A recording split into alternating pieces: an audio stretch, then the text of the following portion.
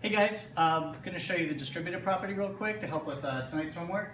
We'll start with an easy one, 54 divided by 3. 54 is our dividend, 3 is our divisor. I'm going to split up this 54 and to work with more manageable numbers, our basic facts. I told the kids the easiest way to do that is multiply your 3 times 10, because working with tens is always easier. So let's do 3 times 10, which will be 30. What's left over? 30 plus what's going to give me 54? 24.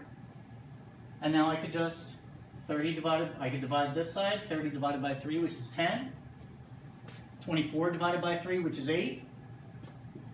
Add them up, and my answer is 18. You can easily check your work by multiplying your answer, your quotient, 18 times 3, and we get 54. So they match, so that's the same, okay?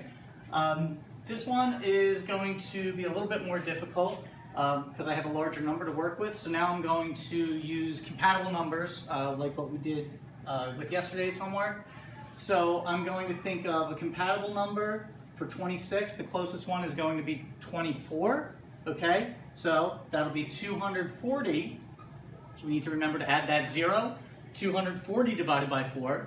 What's left over? 240 plus what is going to give me 260, and that'll be 20.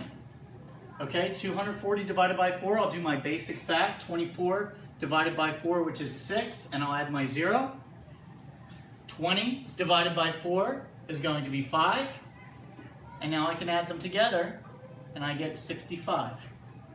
Okay? You can also check your work again by multiplying your answer, 65, times your divisor, and you get 260. Okay, so I hope this helps.